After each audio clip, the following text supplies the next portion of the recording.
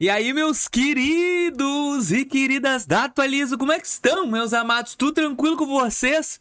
No vídeo de hoje, eu vou te dar um norte. Como assim um norte? Eu vou te dizer as 5 dívidas que destroem o teu limite de crédito. Aquelas que vai te puxar. Já puxando, né? Não tem como puxar pra cima. Não, até tem. Puxar pra baixo. Em relação ao teu interno do banco. Por quê? A gente sabe que os bancos, eles na hora de entregar, continuar ou aumentar o teu limite de crédito, tu passa por várias análises. E dependendo da tua situação atual, e não é só dever em tal banco, não é esse só o ponto, existem outros fatores que são dívidas ativas, que pode ser que já esteja parcelado ou não parcelado, que acabam fazendo com que o teu histórico diminua. E isso seja um problema para a tua concessão, aumento de limite de crédito e até mesmo concessão de cartão de crédito. Então, nesse vídeo eu vou tentar abordar de uma maneira bem simples quais são os 5 que levam o teu score para baixo. Olha só, os bancos, eles não vão olhar apenas pro teu score, tá bom? Ele vai usar uma tecnologia, eu já aqui expliquei, que é tipo um raio-x da tua vida financeira. Então ele vai ver tudo do risco de endividamento. Como tu tá em relação às dívidas que tu tem. Dívida, Vinícius? Sim. Tu tendo um monte de cartão de crédito aberto, é uma dívida. Tu tendo limite de cartão de crédito sempre estourado, é problema. Parcelamento do teu cartão de crédito, junto com outras coisas. E isso é o raio-x, ele vai analisar o teu contexto geral. Sem falar que hoje em dia a gente já tem a geolocalização do celular. Tem algoritmos, empresas que trabalham no teu comportamento de rede social. Então tudo isso influencia no teu crédito. Porque os bancos querem ser cada vez mais assertivos. E cá entre nós, o jeito que tá o endividamento brasileiro, tu acha que eles não estão se especializando nisso? Então eu quero tentar te ajudar a entender quais são as dívidas que realmente vão destruir o teu crédito, cara. Tu vai acabar tendo um efeito bola de neve, perdendo toda a tua capacidade de crédito que tu tem por causa do não observação desses 5 problemas que eu vou te falar aqui, e eu espero que te ajudar. O primeiro, dívida com juros abusivos. Pô, Vinícius, mas o abuso é do próprio banco, eu concordo. Mas isso é um sinal que tu não tá conseguindo pagar. Vamos lá. Quais são os maiores juros abusivos do mercado atualmente? Cheque especial e crédito rotativo. Cara, esse é o pior. O que é o cheque especial? Limite da tua conta. Tu não pagou, é 8% no mínimo todo mês aqui, ó. Te pegando. Tu acha que o banco não tá olhando isso? Tá. Se tu tá devendo o cheque especial e todo mês tu paga, mas tu não consegue diminuir o volume do valor que tu deve, o teu grau de endividamento dentro do banco tá piorando, e isso é um problema.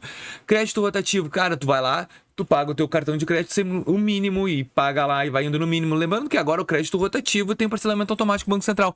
Mas isso são dívidas que é um sinal que tu não tá conseguindo gerenciar todas as tuas despesas, ou tu tá com despesa maior do recebível, e isso é básico. Então, isso vai depender de crédito emergencial para fechar tuas contas. É um sinal de alto risco. Tu é um cliente com potencial de não pagar. Então, essa dívida de juros abusivos, tu tem que abrir o olho. Cuidado, tenta gerenciar o melhor possível.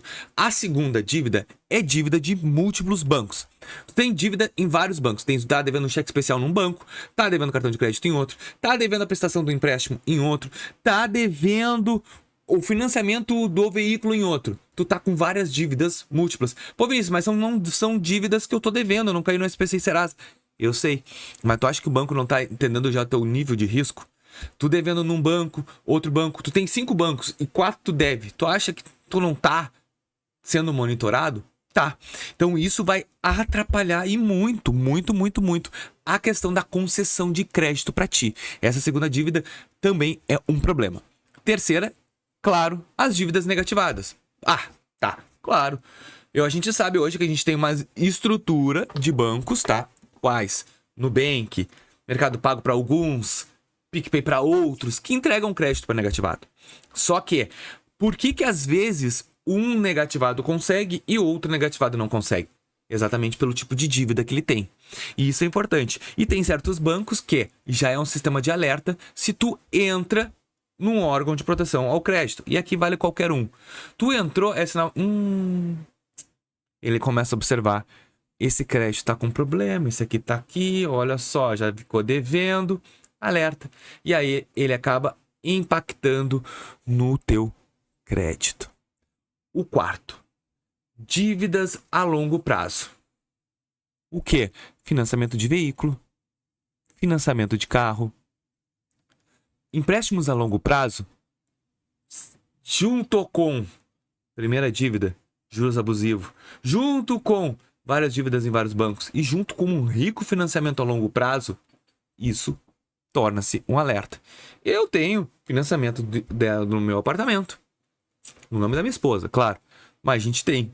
E não é por causa disso que eu tô com o meu limite trancado, claro que não. Por quê? Em relação à renda dela, 30%, o valor da prestação. E isso o banco vai entender.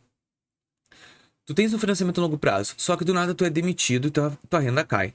E aí, quando a tua renda cai, ele começa a perceber que a tua renda vai ser 50% o financiamento a longo prazo que tu tem. O banco analisa. Ou tu acha que não? O banco ele tá sempre de olho através de algoritmo. Hoje nem se fala, porque antigamente a gente conseguia até manusear os bancos, era bem simples, por sinal. Hoje não.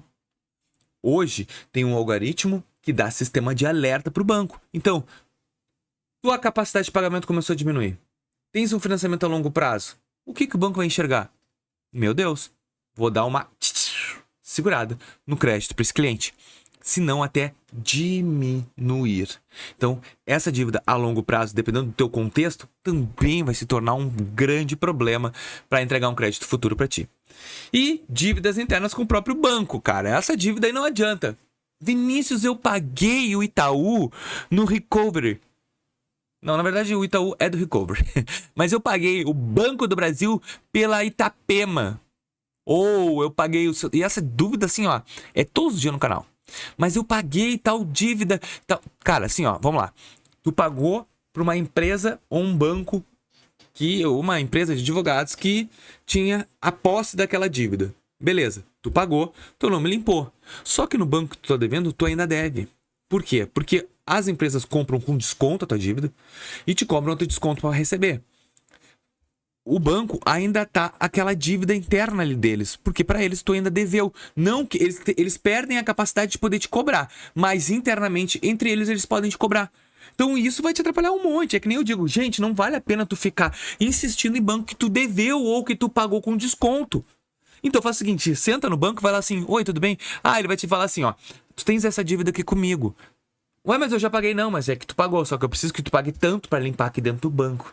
Essa dívida sempre vai estar lá dentro. Eles não podem te cobrar, perde a capacidade de compra, mas naquele banco específico é um problema. Então essa é uma dívida que também vai atrapalhar no teu crédito do próprio banco, não dos outros bancos, do próprio banco. Por exemplo, eu, Vinícius, Banco do Brasil, eu fiquei devendo o Banco do Brasil, uma mixaria, por sinal. E o que acontece? Eu não estou impeditivo de pegar crédito de outro banco, mas o Banco do Brasil é a porta fechada, ele não me libera nada. Então isso pode ser um fator. Então esses fatores são principais para o banco, ó, diminuir o limite de crédito, não te entregar crédito em outros fatores. Tá, então o que eu tenho que fazer, Vinícius? Qual é o projeto?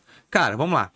Tu tem que construir um histórico positivo, que é o quê? Nesse alinhamento de dívidas que tem pendente, pagar tudo em dia, controlar e centralizar tuas finanças. Não adianta tu espalhar para tudo que é banco e não conseguir acertar nada com nada. Tenta centralizar em 1, 2 bancos ao invés de 5 e tenta aos poucos se livrando das dívidas. Não cria mais. Tenta trabalhar com caixa. Guardar dinheiro, mesmo que seja pouco, numa caixinha, num cofrinho, no que seja, reserva, é sinal interessante de esse cliente está começando com prospecção de investimento. Isso é muito interessante. Então, tudo isso que eu quero falar para vocês são maneiras de tentar proteger o teu crédito. E essas dívidas serão um problema com certeza. Com certeza. Gostou do vídeo? Pô, Vinícius, gostei. O que eu faço? Então deixa o teu like, se inscreva no canal e até o próximo.